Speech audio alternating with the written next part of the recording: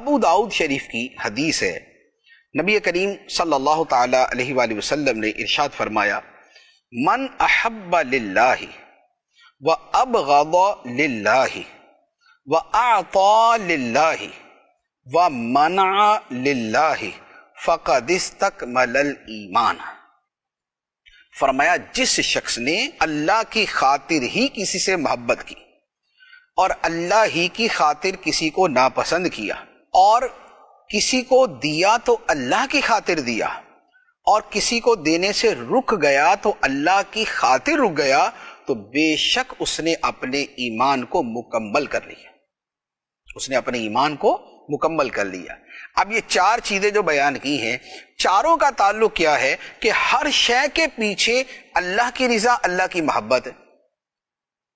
کہ کسی بندے سے، کسی جگہ سے، کسی شے سے محبت تو کس لیے؟ احب للہ، اللہ کے لیے۔ جیسے مثال کے طور پہ ہم مکہ مکرمہ سے پیار کرتے ہیں، کیوں؟ اس لیے کہ خدا کا گھر ہے اس میں۔ ہم مدینہ منورہ سے محبت کرتے ہیں، کیوں؟ اس لیے کہ محبوب خدا صلی اللہ علیہ وآلہ وسلم کا وہ شہر مبارک ہے۔ ہم صحابہ کرام سے محبت کرتے ہیں، سیدنا صدیق اکبر، سیدنا عمر فاروق، سیدنا عثمان غنی، سیدنا علی المرتضی، حسنین کریمین، فاطمۃ الزہرا، جملہ بنات طیبات، ازواج مطہرات اور صحابہ کرام رضی اللہ تعالی عنہم اجمعین۔ ہم ان سب سے محبت کرتے ہیں اس لیے کہ یہ محبت خدا کی محبت کی وجہ سے ہے، خدا کے رسول کی محبت کی وجہ سے۔ اولیاء کرام سے محبت کرتے ہیں، کیوں؟ اس لیے کہ یہ خدا سے تعلق رکھتے ہیں۔ ہم علماء دین سے محبت کرتے ہیں، کیوں؟ اس لیے کہ یہ دین کے علماء ہیں، اور دین کیا ہے؟ دین خدا کا پیغام ہے۔ تو چونکہ علماء دین یہ خدا کا دین ہم تک پہنچاتے ہیں، تو خدا کی وجہ سے ان سے محبت ہے، تو محبت اللہ کے لیے۔ اور اسی طرح کوئی ناپسند ہے، خواہ وہ جگہ ہے یا وہ بندہ ہے یا وہ عمل ہے یا وہ شے ہے، وہ ناپسند بھی اللہ کی وجہ سے۔ جو بندہ خدا کے وجود ہی کا منکر ہے، جیسے دہریہ، ہمیں اس سے بغض ہے، ہمیں وہ پسند نہیں، کیوں؟ اللہ کی وجہ سے۔ جو خدا کے ساتھ کسی بت کو یا کسی بندے کو شریک ٹھہراتا ہے، ہمیں وہ ناپسند ہے، کیوں؟